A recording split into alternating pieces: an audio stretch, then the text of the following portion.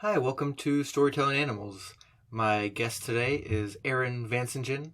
He is a co-author of a new book coming out from Verso Books, The Future Is Degrowth, A Guide to a World Beyond Capitalism.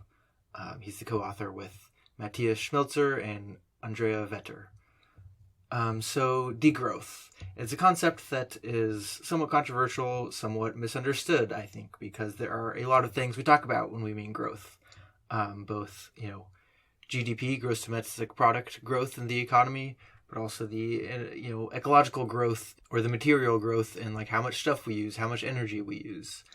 Degrowth then is also misunderstood because it's not only saying no to growth, which by itself might sound dangerous or like you're asking people to live in poverty, but it's also putting forward something of an alternative. Aaron helps us walk us through these complexities, responds to some of the common objections to degrowth, and talks about, the positive vision of degrowth as well. It's a nice follow-up episode to those of you who listened to my interview with Kate Soper a few weeks ago about her book Post-Growth Living Toward an Alternative Hedonism. But of course, if you didn't listen to that, you can listen to this one too. And also, Aaron happens to be a co-editor of Not Afraid of the Ruins, which is a collection of speculative eco-fiction. And I interviewed one of the other editors, Dylan Harris, a few weeks ago as well. So I asked him briefly about, the role of fiction in responding to ecological crisis toward the end of the interview. But it's mainly about the new book, The Future Is Degrowth, A Guide to a World Beyond Capitalism. It comes out Tuesday, June 28th, which for many of you is the day that this podcast is released. Okay, quick, housekeeping stuff before we get started with the interview. As always, you can keep up with the podcast on Twitter. I'm at Dayton R. Martin D. It's not my full last name. The link is in the episode description. You can like Storytelling Animals on Facebook. If you really want to, make sure you get each new episode in your inbox, I have a weekly newsletter where I share podcast-related updates, a link to the best article I read each week, as well as updates on the book club that I host as part of this podcast. If you sign up for the newsletter, you can attend a book club episode as a free trial. If you want to be more permanently part of the book club, you can support this podcast on Patreon at the Lorax tier or higher. There are other perks and stuff at different levels of Patreon support, patreon.com/storytellingpod. Please consider pitching in to help me out and help this podcast out. Our next month's book club book, by the way, is The Ministry for the Future by Kim Stanley Robinson. He's a previous podcast guest, and this is a novel that's his attempt to imagine kind of the next several decades of humanity's response to climate change. There's a lot of fascinating stuff in there. Humanity responds in a lot of different ways in his book, some of which are more admirable, some of which perhaps aren't. And there's a lot to discuss, and I'm excited to discuss it with the book club members, and hopefully you will consider becoming one of them. All right, without further ado, here's Aaron Vansintjan about The Future Is Degrowth.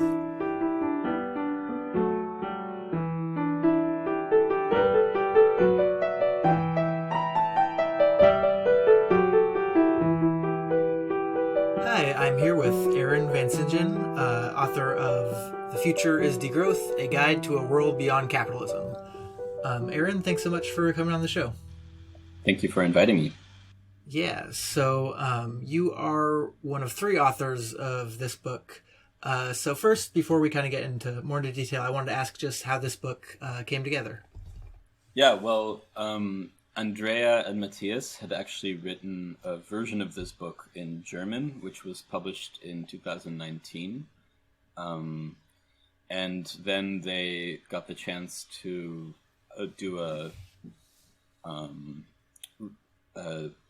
publish it with Verso. And so they reached out to me to ask if I could help with this new version, which would be kind of new and improved, even more contemporary, and kind of changed for an English audience. Cool. And yeah, that starts to answer, I think, my second question, which is that there are a kind of a wave of new books either related to degrowth or at least degrowth adjacent. So what what particular niche is this book trying to fill? So yeah, there's quite a few books. There's some lean towards the more academic, and others lean like Jason Hickel, and then Anitra Nelson, and the other author, his name is escaping me, Exploring Degrowth. They put out these books that were maybe for a more mainstream audience, and I would say that our book is really a book that is for a progressive socialist left. Okay. So, and really specifically is meant to engage with some of these more detailed questions about degrowth and capitalism, colonialism, patriarchy, and really kind of start from a perspective critical of all those things. Cool. So maybe before we get too far into this, I think there's some confusion out there about what degrowth is actually about, what it means, and it's more complicated than just opposing economic growth, although that's part of it. And obviously, you'll be able to refine the details as we go on in the interview, but just kind of briefly, what's your sort of elevator pitch for what does degrowth entail? So the word degrowth is just a word, and it's a word that generates a lot of confusion, and in a way that's kind of the point, because it's a way, in my opinion, to have some discussions about things that we haven't really talked enough about. Specifically, it's about the need to politicize what we call the social metabolisms of society. So it's the amount of stuff and energy that an economy kind of goes through and transforms from nature into goods and into waste. And that itself ought to be a political issue. So that's one thing. And the other, I would say, is that degrowth is also about challenging hegemonic or an ideology of how an economy works and what an economy should look like, and creating space for alternative kinds of ways of living and thinking about how a society could work. Yeah, I think one of the things you do in the book is, before you get too much in the weeds of what a degrowth society will look like, you have a chapter that is more about defining economic growth, and you talked about kind of this hegemonic dominant idea we have of what a healthy economy looks like. It grows, and one of the things that really stood out to me in the book is that this idea of the economy needing constant growth, and that growing, the GDP, the gross domestic product is, what it means to have a successful economy. That's actually more recent than I think I would have thought, or a lot of people would have thought. So when and how did we become so growth oriented? Yeah, so you could say that it kind of first started with, even the word economy was not used in the way that we use it now as a thing. It was more like there is an economy of something, but we didn't even use that word to describe a society, like a market or a society, since the 20th century. And then economic growth is even newer and really only came about in the late 40s, 50s. Before that, the health of whether society was doing well was often calculated like in terms of maybe unemployment, but only later, after the Second World War, was there this concern about how do we measure whether we're doing well or not. And interestingly enough, economists came up with this model of measurement at the time called gross national product, and now gross domestic product, GDP. And the ones who came up with it immediately rejected it as like, this shouldn't be a yardstick for anything because it's kind of a false way of quantifying anything at all. But kind of the political establishment ran with it. And so this really has to be understood as in the context of, you have the New Deal, you have the post-war reconstruction of Europe, you have the increasing growing strength of the USSR and the communist threat. And so there needed to be a way to measure, by the establishment, to measure capitalism's success against communism. And also as a way to kind of appease the working class, saying, look, you can have the things you want, but first we have to grow as a nation. First, we need to achieve these measurements, and only then can we start redistributing things. So it was always a way to kind of push back and kind of delay the cutting of the pie. And then at the same time, it became this kind of global part of a global competition between, the first and second world of the capitalist and the communist worlds. Are these economies better? Are these economies doing well? How can we measure which one is actually achieving better levels of production and wealth? Mm-hmm. And yeah, as you mentioned, GDP is not necessarily a good measure of, whether people are actually happy or satisfied or flourishing, but it's the measure that was useful geopolitically at that time and domestically. But then the other part of growth that you mentioned is that it's not just about numbers on a spreadsheet, but actual energy and physical stuff required to power the economy. Can you talk more about this aspect of growth? Yeah, absolutely. So we start that chapter by saying, listen, here's a history that a lot of people don't know about. We kind of go back and say, look, like this term growth is extremely new, and we never even used to think about our society in this way.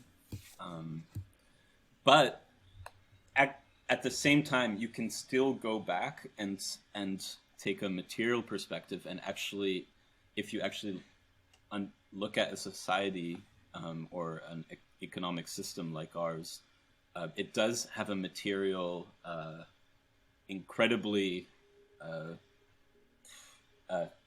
productive and accelerating material side, and so we call that kind of the material aspect of growth, where you can really see how over time, increasingly over the last decades, just the use of all these different products has increased exponentially, and is leading to what people call the planetary boundaries of, you have not just the amount of oil, let's say, that's available, or phosphates that are available, or nitrogen that we can use in the soil, but also the amount of waste that causes, and at a certain point that waste causes system collapse as well, like we see with climate change. So those are these kinds of, you have this material side of a growth economy that, just as this ideology was developing, at the same time to legitimate a growing economy, you also have this massive throughput of energy and material products that we call social metabolism, and that ecological economists call social metabolism. Mm-hmm. And there's a graph in that section that you took from a paper that I'll link it in the episode description. I forget who did it, but just that the total stuff that human economies and societies are creating, stuff like concrete, asphalt, bricks, in aggregate now it weighs about as much or more as the non-water mass of all living things. Which, I don't know, it was extremely striking to me that, we're just producing so much, and that stuff we produce is coming from, be it sand or minerals or other things that we're extracting from the earth, and it's we're taking it from somewhere and it's going somewhere, which I think is something that degrowth is helpful at asking people to pay attention to. So you have a number of critiques, kind of ways of critiquing growth in the book. There's 7. If you wanna read in detail in all 7, the book is called The Future Is Degrowth. It's from Verso. But maybe we'll get through a couple here. And first I want to ask you how you came to degrowth. Have you always been skeptical of growth, and what are the arguments for degrowth that first really started to appeal to you? So my family background is that my parents worked in the international development and humanitarian aid sector. So this kind of language, I really grew up with it. It was like the 90s, the Clinton era. Everything seemed very well, and kind of like just an era of progress, and it's just all going really well. I think things started kind of seeming a bit weird to me when I was working in a food bank, and doing research there as well. And I was researching kind of the history of how food banks came about.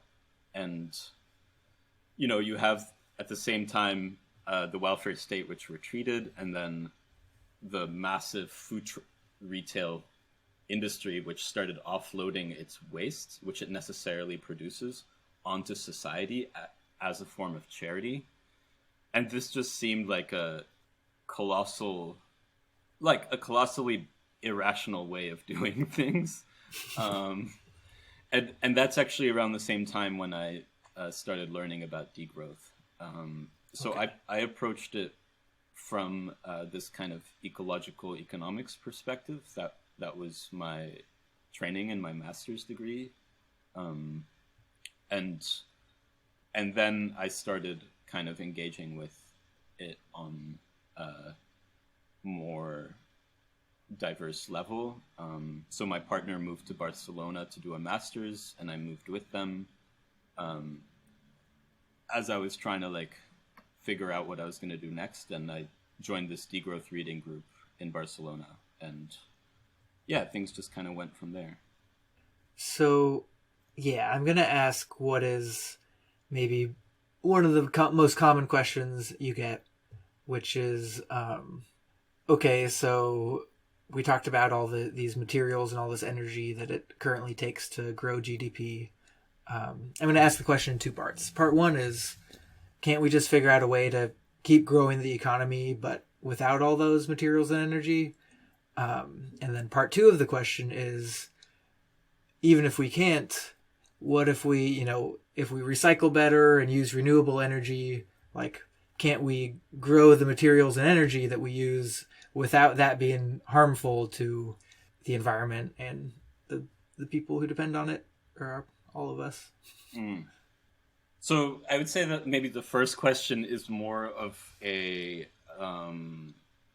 it's more of a question of theory versus practice, and then the second is maybe more one that is is more of a third thermodynamics question, and I can kind of go through that.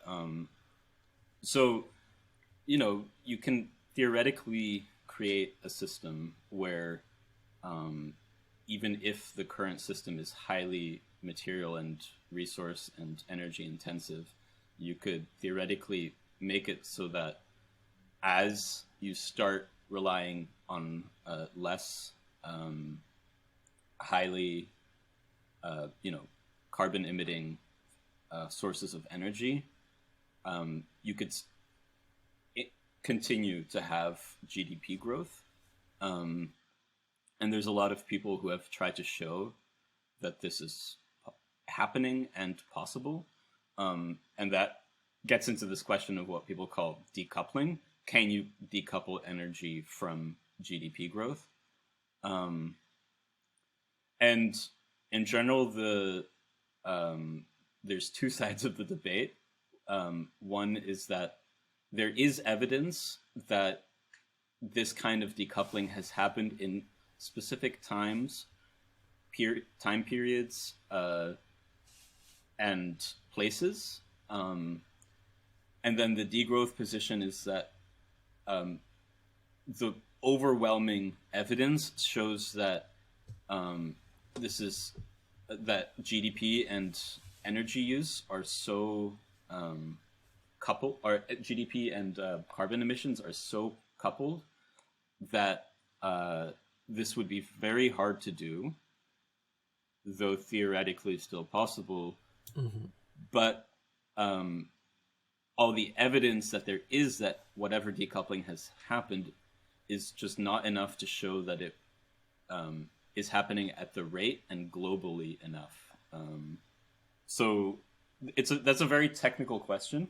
Can we keep growing without using all this material and energy? I mean, just the evidence shows that there is a really high likelihood that they're so tied together, like it's almost a 1-to-1 ratio,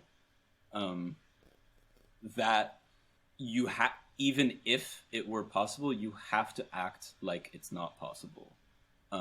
Like we have to acknowledge that maybe we need to transform an economic system so that it does not depend on economic growth, but could be agnostic about it, or could function very well without constantly having to grow. And then the second question, this is a question that has been really is more of coming from the history of ecological economics, is can we just recycle everything efficiently enough so that it doesn't really, so that we just keep reusing the same thing? The problem is, let's say you try to recycle all the plastic you have. Every time you recycle, you're using energy, and then you're using energy and material to build the recycling power plants. But you've actually then downgraded the plastic to a less usable format. So you're always putting in more energy the more you recycle. And you're also having to create more material infrastructure. And in the end, you're still left with a product that you then can't reuse. So it's kind of like we have to, for most things that society depends on, we don't actually have a lot of low energy ways to recycle them. So this idea of a circular economy, it works for a very small amount of materials that we use, but ultimately we actually need to reduce the amount of materials, because otherwise you're always just putting exponentially more energy into the system. And each time you put energy into the system, you lose energy, you lose because you don't have perfectly efficient systems. Right. So one of the things you said earlier is that this book is sort of coming at degrowth from a perspective that is critical of patriarchy, of imperialism, and of capitalism. So I want to start with capitalism, because I think, capitalism predates GDP. So is degrowth necessarily critical of capitalism? Is degrowth are degrowth advocates automatically socialists, or at least compatible with that? And kind of what do degrowth economics look like in relation to sort of capitalism socialism debates?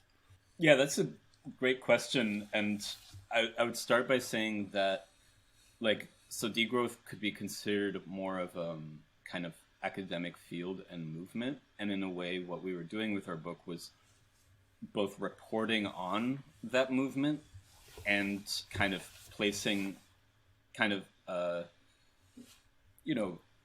orienting the rudder in a way that we think could lead towards a more eco-socialist perspective of degrowth. But that means that there's also a huge diversity of perspectives in degrowth. Mm-hmm. And I would acknowledge that not all of them, though the vast majority is, not all of them are critical of capitalism. And I think most people involved could be convinced that really what they're talking about is socialism. A lot of people wouldn't place themselves in that kind of perspective. And I would also say that a lot of the kind of beginnings of the degrowth movement and still today are very much on the more anarchist side of things. So more about bottom-up grassroots organizing and kind of principles of non-hierarchy and decentralization of power really run deep in the degrowth movement. Yeah.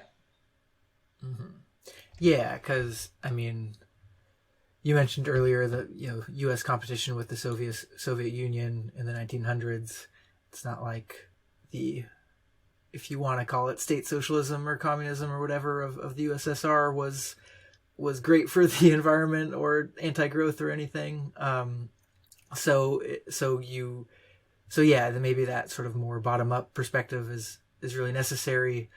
You said that a lot of degrowth people could be convinced that what they're talking about is socialism. What is the socialistic aspect of degrowth? It's a good question. I think it's hard to say because, as I guess you might have seen in the book, it's such a diverse set of perspectives that we try to distill in some commonalities. But I would say that by and large, it shares with socialism a analysis and a strategy, and kind of where we want to go. So just going through that, the analysis being one that's largely understanding and critical of capitalism and its drive for accumulation. The strategy being one that you would see a lot in kind of socialist organizing is a strategy that's multi-pronged, one around people power and one around pushing for policies that would make socialist forms easier. So kind of inside, outside the state. Mm-hmm. And then where we want to go, I would say that, that is very much in line with communism. However, going to your point about, the USSR and growth in the USSR, I think degrowth perspectives on, what would a society look like is definitely one that's critical of productivism as the engine itself of well-being. So I guess I don't know if people think more William Morris's News from Nowhere, where he imagines this kind of lazy, relaxed, crafty socialism versus like the images of Soviet socialism of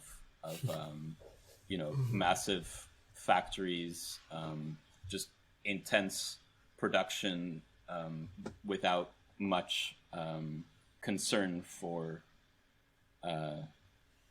environmental or issues of hierarchy, and the type of which really was, I mean, it's such an interesting question, but like it really has, degrowth has a similar vision to communism, I would say, but then you have to say which vision for communism.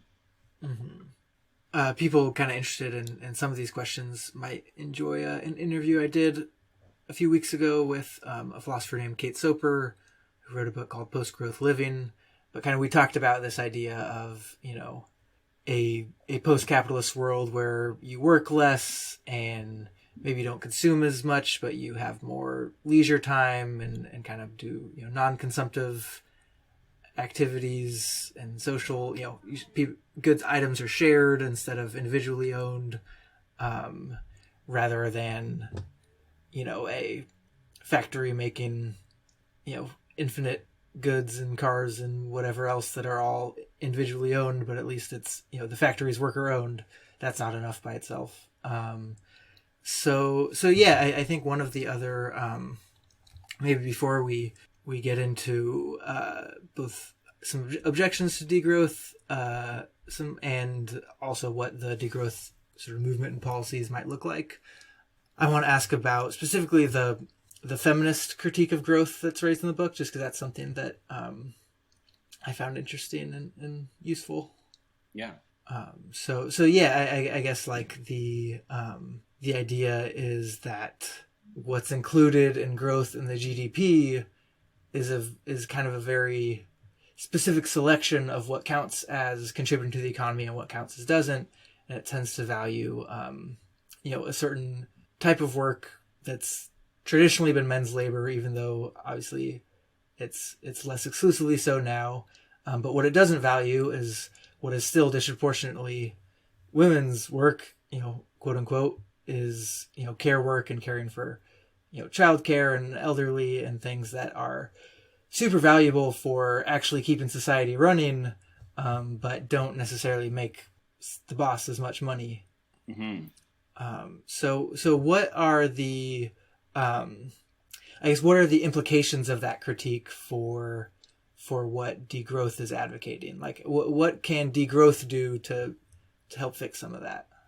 Yeah, so the feminist critique is completely fundamental to degrowth, and you can also see this in the history of degrowth, where it really sharpened its own kind of analysis through a lot of these feminist economists who were making these points and kind of were responding to the lack of engagement with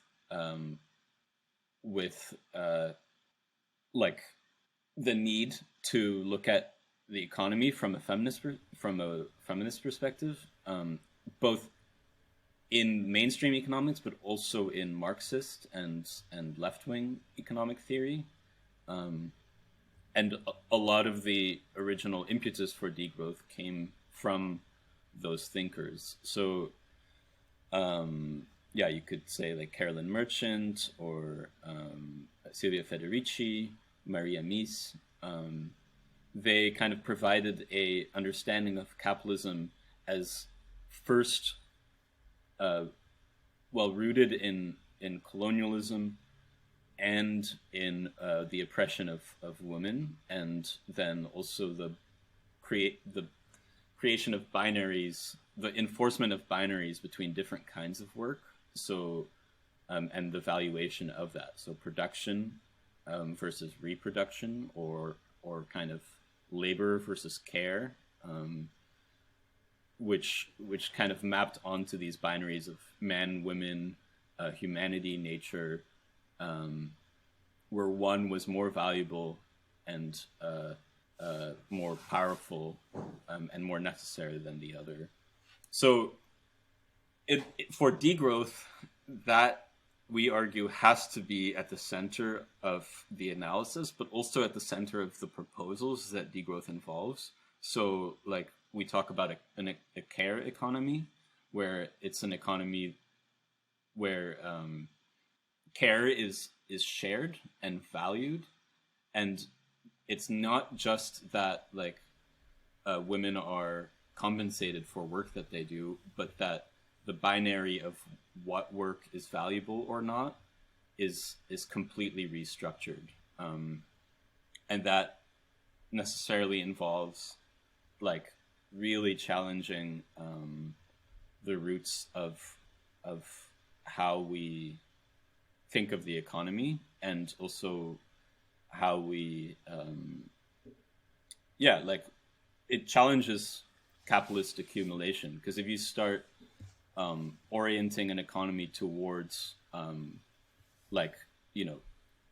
supporting childcare or elderly care, or around household food production, or even around just like maintaining and caring for infrastructures that exist, rather than constantly having to build like bigger, newer, better infrastructure, you start having a very different a very different way of living, where the basic things are a lot more accessible for everybody, but also it actually frees up people who are often forced into care work by sharing it and distributing it.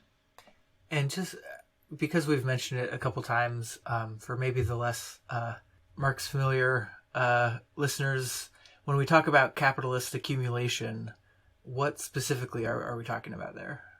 Yeah, so we could talk about kind of the global market that exists, which allows trade to happen with very little like resistance. So like, let's say I make $1,000, and then I can invest that $1,000 into a palm oil plantation, and then sell it 5 years from now, and then I have $2,000 because of like the increased value that had. Mm-hmm. But I made it on my, just very simply on my job, and someone else is managing the palm oil, cutting down the rainforest in Indonesia.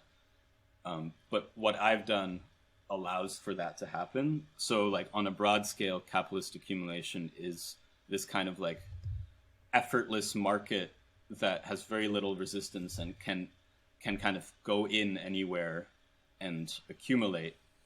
And the accumulation is always for its own sake, kind of. It's just for more accumulation. Cool. So, yes, it makes sense that a proposal called degrowth would not be supportive of just accumulating for its own sake. So one of the, I think, concerns people have about degrowth is, it's all well and good for rich people in rich countries to, consume less, use less energy. But for even within wealthier countries, don't the poor people there, need more? And then especially in poorer countries and the global south, shouldn't we want them to grow their economies more and not shrink them? But in your book, you sort of talk about that actually one of the strongest arguments for degrowth is looking at kind of global north, global south inequality. So what's your response to that concern? So the response is multi-pronged. One is that, of course, degrowth is not talking about how poor people should also have less, even poor people in rich countries, or that people don't deserve a life of well-being and flourishing. What degrowth is actually proposing is what we call in the book public abundance. It's where if you actually are able to share a lot of goods that people do need, you can create a system that is actually feels very fulfilling and abundant, but it wouldn't necessarily require as much material and energy throughput. It wouldn't also be bent on always growing and then crisis, as we're seeing now, this kind of constant cycle of being on a treadmill, falling over, and then having to, make more austerity cuts. Degrowth is actually the opposite of that. It's creating an economy where we actually can provide for everybody, and things aren't privatized, so things are shared amongst people in a kind of public, abundant way.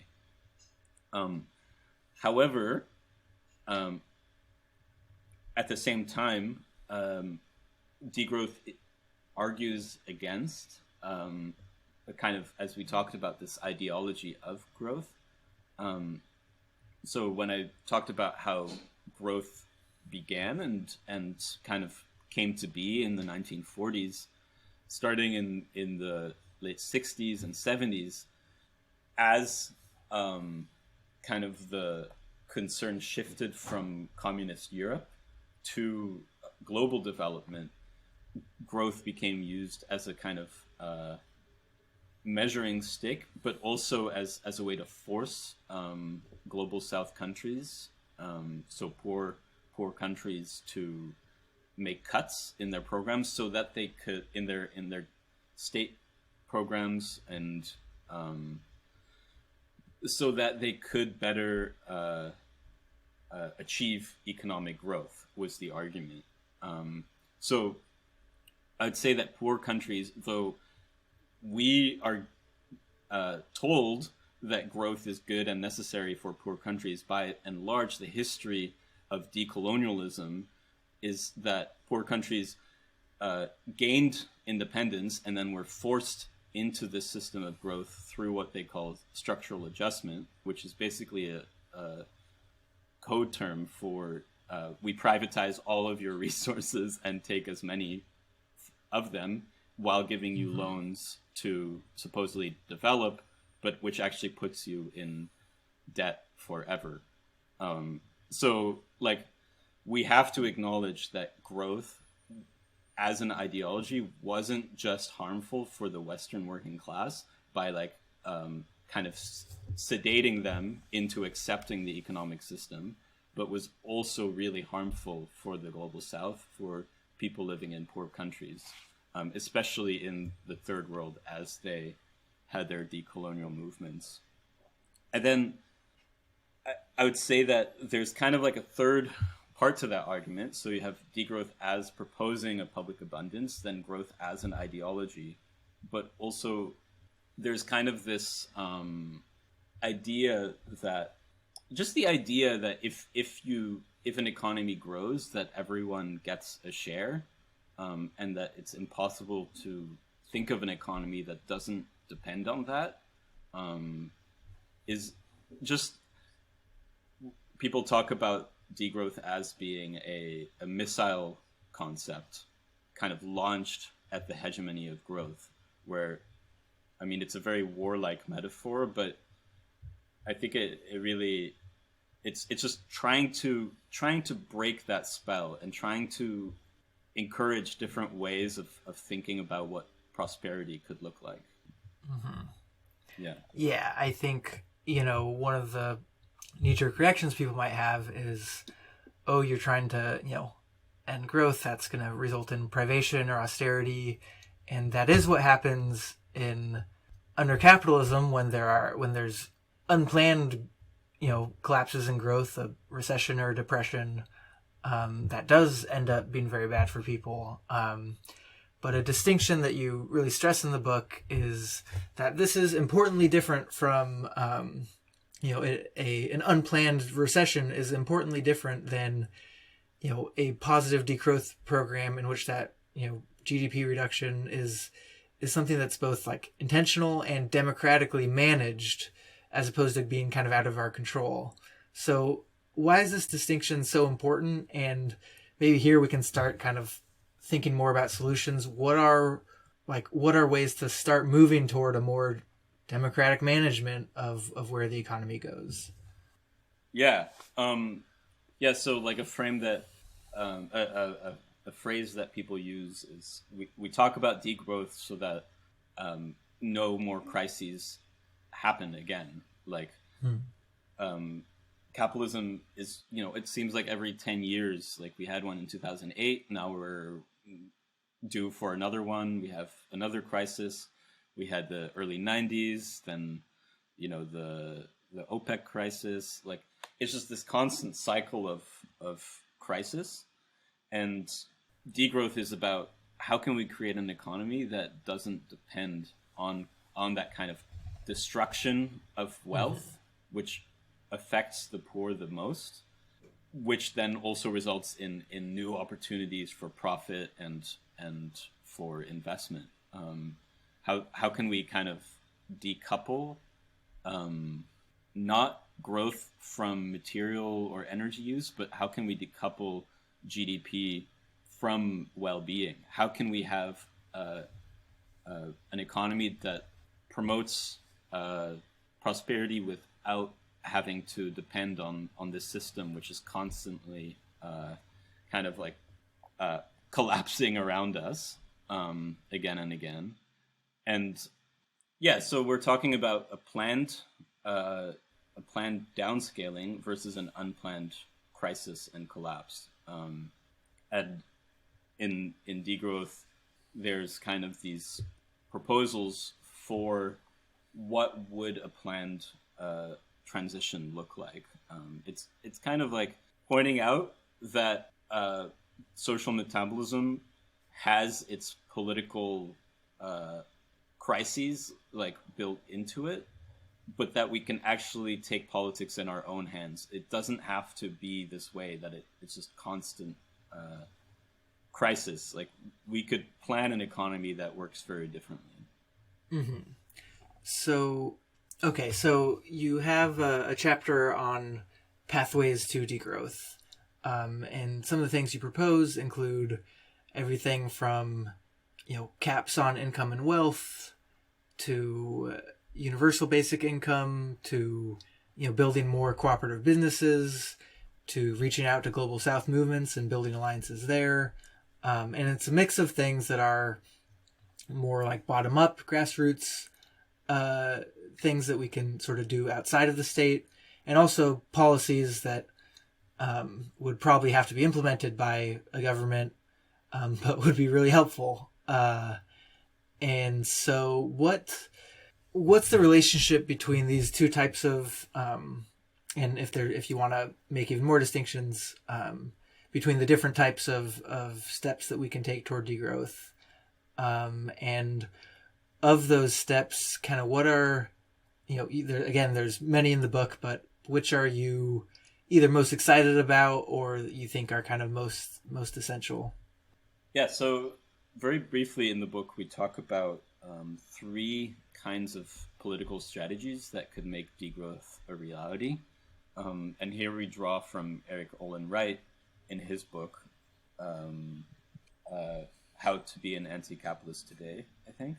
And we kind of have three different strategies. One is what we call non-reformist reforms, which are strategies that seem kind of like political policies that seem like they're just a reform, but actually they do much more than that. They kind of pave the way to new possibilities. And then we have now utopias, which, you have the word utopia, but it's utopias that exist in the here and now. So, for example, you have worker cooperatives, so a company that's owned by its own workers, or you could have co-housing systems where people own their housing and share it, or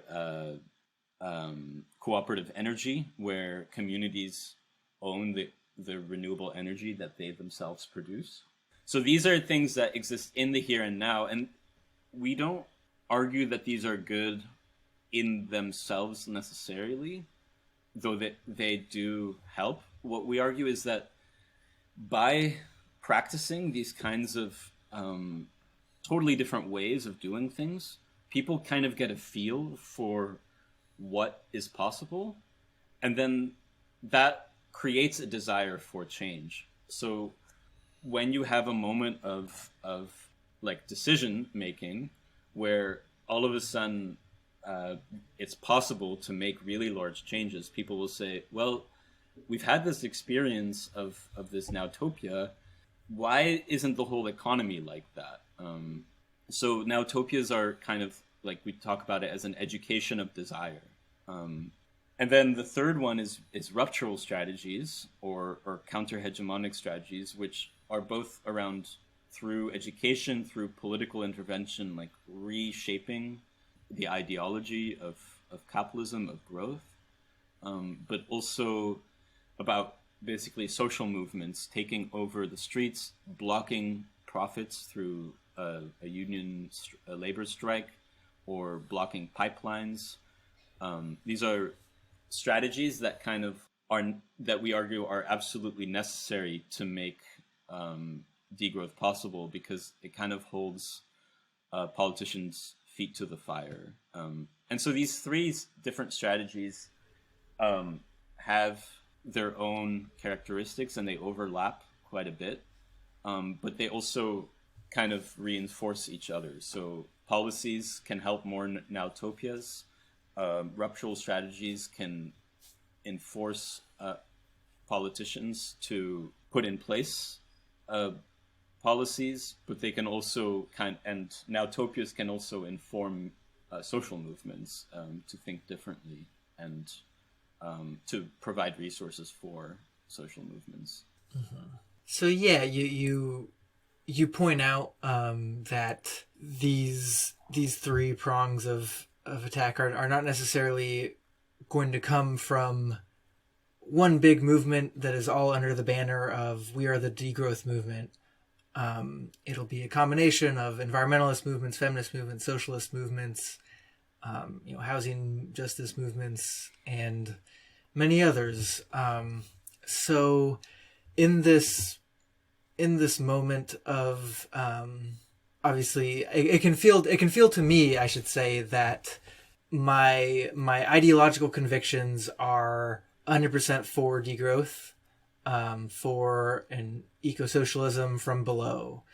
And I look at something like climate change and I say, all right, I think, gosh, we really need to start reducing emissions as quickly as possible. Ideally starting 20 years ago, but if not, then tomorrow. And I worry, do we have time to overthrow something so entrenched, seemingly anyway, as the growth paradigm? Like, would it be quicker to just hold our noses and try to do the best we can within capitalism and within growth? Something that, could actually pass. But then on the other hand, it's also kind of what we were talking about earlier. Even if we tried that, would it actually work? Because part of the critique of capitalism and growth is that they're distinctly bad at dealing with environmental issues. So yeah, I don't know if I have like a super specific question there, but just kind of how you navigate moving forward in a time of crisis, with a movement that is growing and exciting, but that still isn't mainstream yet. Yeah, I think that's a really good question. So the first thing I would say to that is, as we say, almost, I think it's the last sentence of the book, we say, we acknowledge that we degrowth isn't everything. Like, you don't need to call your movement the degrowth movement. What we are arguing for is that there's a lot of discussions that have happened within the degrowth movement and that degrowth proponents have advocated for and have pushed for that are really important and that need to be integrated into a left analysis, and need to be integrated to left proposals like the Green New Deal. Then there's also this question of, okay, we're in this really terrible situation. It feels like it's just like before we've even wrapped our head around one crisis, like another is like blown itself into the world. How can we overcome this? Do we even have the power? And degrowth explicitly has always been about like a sense of utopianism, and that doesn't necessarily mean something that's unreachable, but it's about absolutely we can make change happen, and we can act on our principles and towards a better world. And part of that is the breeding of desire for change. And so I think that's something I take away from the degrowth movement, is that no matter what, it's important to have a desire for change and to encourage that in others. And then the question is degrowth necessary? Like, if we're like, okay, well, that's kind of like really high up there as a thing we want to do, but let's just go for the low-hanging fruit and, just try to import as much solar panels from China and, switch everything we can to renewables, and maybe then we'll figure out the growth thing later. But what we're arguing is that, no, like, we can't do one without the other. Like, if we only rely on if we don't take a growth critical perspective, we're going to repeat the same kinds of dynamics as you could see in kind of the Soviet communist era, where they just took on the capitalist dynamic of growth as a way to compete with capitalism, but at the same time it led to huge ramifications and an eventual collapse. So we need to actually think of degrowth as not necessarily like, we don't need political parties to call themselves the degrowth party or anything like that, but we need to integrate that with proposals. And then something I like about this three-pronged strategy that I mentioned is, like, whatever we do, first of all, like, I've in some workshops I've been doing this exercise where we show this three-pronged strategy, and then people place what they're up to in that three-pronged strategy, and it's often really hopeful. It's like, oh, like, I'm right in the middle, or I do all of them, or I really love the Nowtopias, like, that's what I'm about. So it's like, oh, this is something that helps people think about how they can act without losing hope. But also, like, each of those strategies, you don't have to do all of them. You don't have to be on every single front line. You can focus on the thing that is the most appealing to you, and wherever you're at, like, you're part of something and you can make change happen. So, for example, an example that we give in the book is how these strategies become effective in moments of crisis. So let's say, like, one example we gave was this organization Casa Pueblo in Puerto Rico, where in Hurricane Maria, which devastated the island, Casa Pueblo, which is this community organization, had set up solar panels a decade ago to power their community center.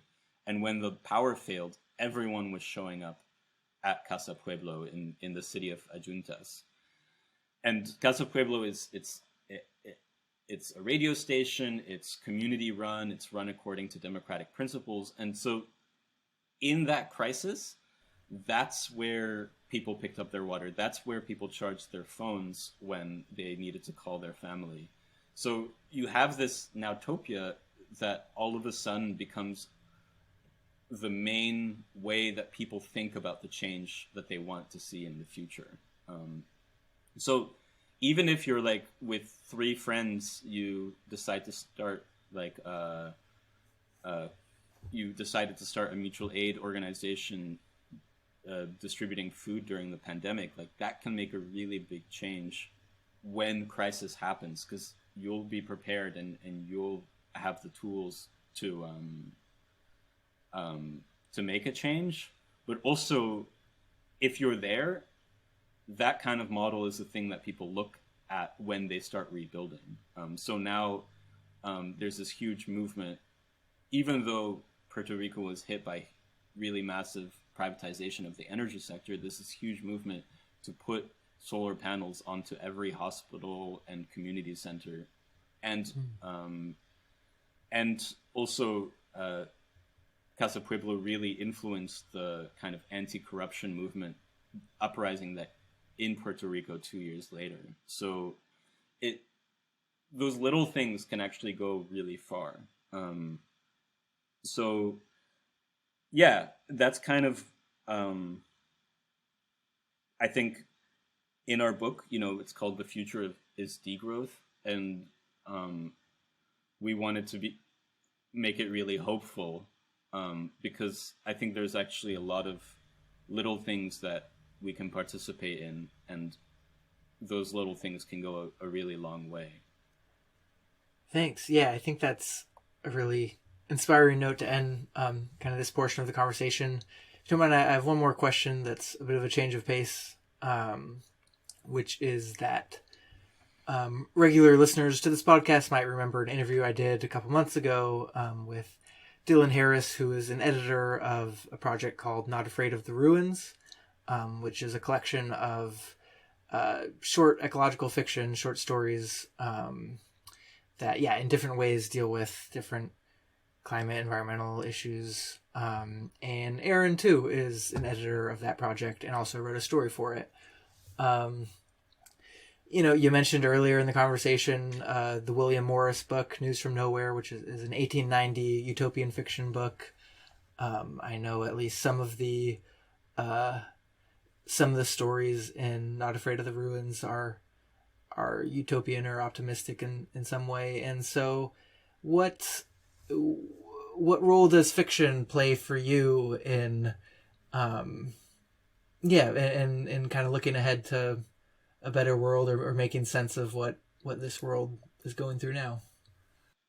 Yeah, I mean, I think it has a really, really huge role to play that I'm constantly kind of shaken by. If you think of the response to Squid Game, and a lot of these science fiction kind of critiques of capitalism, and critiques of like modern society, their massive popularity speaks to something about how people are really identify with science fiction, not because it's out there, it's utopian, it's something that is an escape, but because it allows people to like comprehend their own reality and their own moment that we live in, and also it helps with this kind of breeding of desire of whoa, things could be different. So personally, I'm like hugely inspired by writers like Ursula Le Guin and Octavia Butler, and I basically, as like just like a personal note, as I finished my PhD last year, and as I'm thinking of other things to do in my life, I'm like, basically I just want to focus on science fiction and science fiction writing. Oh, cool. And that's kind of like what I'm shifting to right now. Just because like I find it academia is increasingly precarious, and journalism is something else that I have always enjoyed but find really difficult to make a living in. And not that writing is any better, but at least I'll be doing exactly what I feels good to me. Good. Yeah. Well, yeah, that's exciting. I look forward to reading your stuff. And is there anything else on any of this you want to add? I guess one thing was when we talked about the criticism of degrowth, people also criticize degrowth for being utopian, which isn't, I think initially people have this reaction of like, oh, you're against progress. You want to go back to the caves. But then when you're like, well, no, degrowth is about all these policies, then they're like, well, okay, you're being utopian and using that as a bad word. And in our book, in the last half of the book, we argue that not only is degrowth desirable, it's also achievable. And we try to argue that it's a utopia that is practical and something that could help people think about a different way of doing things. Cool. Well, thank you for that. And yeah, thanks, Aaron, for coming on the show. Thank you so much, Dayton, for the invitation. All right. Once again, the book is The Future Is Degrowth by Matthias Meltzer, Aaron Vansintjan, and Andrea Vetter. If you're listening to this podcast, you can get the book now. If you're not listening to this podcast, you can also get the book now, but might not know it. There's a link to more about the book in the episode description. It covers a lot of the topics we talked about today in more detail, with some more specifics in some of them, expanded, obviously, because it's the whole book, not just an interview. If you're interested in this stuff, it's worth reading. So thank you for listening. If you enjoyed this podcast, please consider signing up for my newsletter. It's once a week. It's free. What a deal. And you get podcast updates. And if you really enjoyed it, please consider sharing this podcast with a friend, helping spread the word, or even supporting financially by making a monthly contribution on patreon.com/storytellingpod. Thanks so much. Have a good day.